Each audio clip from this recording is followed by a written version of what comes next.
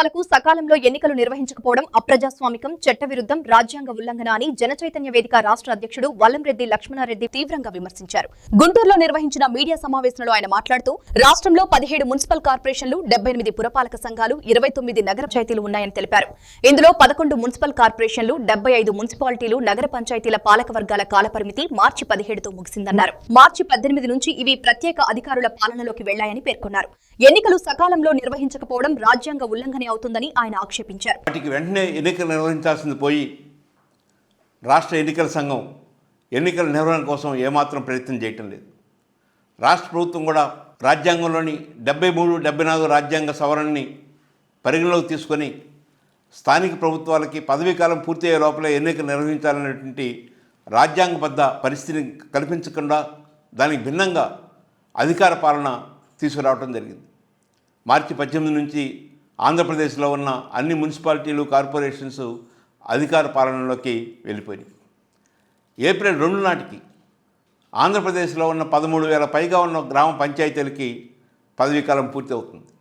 ఆ సర్పంచులు, అక్కడున్న వార్డు మెంబర్లు వారి యొక్క పదవీకాలం పూర్తవుతుంది. వాటికి కూడా ఎన్నికలు నిర్వహించడానికి ఎలాంటి ప్రయత్నాలు జరగటం లేదు.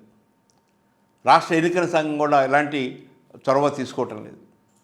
రాష్ట్ర ప్రభుత్వం రాష్ట్ర ఎన్నికల సంఘానికి ఇవ్వాల్సిన రిజర్వేషన్స్ విధానం కానీ, ఓటర్ల జాబితా కానీ ఇవన్నీ సిద్ధం చేసి ఎన్నికల సంఘాన్ని ప్రోత్సహించటం లేదు.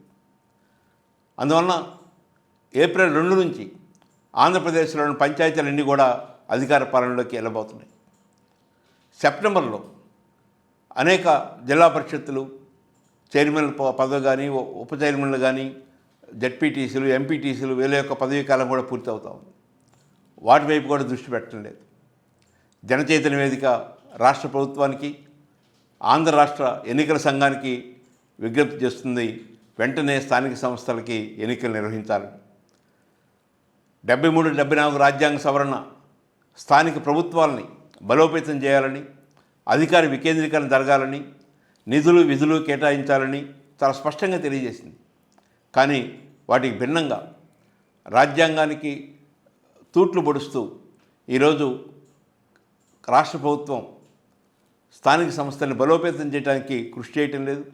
స్థానిక ప్రభుత్వాలకి సరైన సమయంలో ఎన్నికలు నిర్వహించి కొత్త ప్రజాప్రతినిధుల్ని ఎన్నిక చేసే ప్రయత్నం చేయటం లేదు.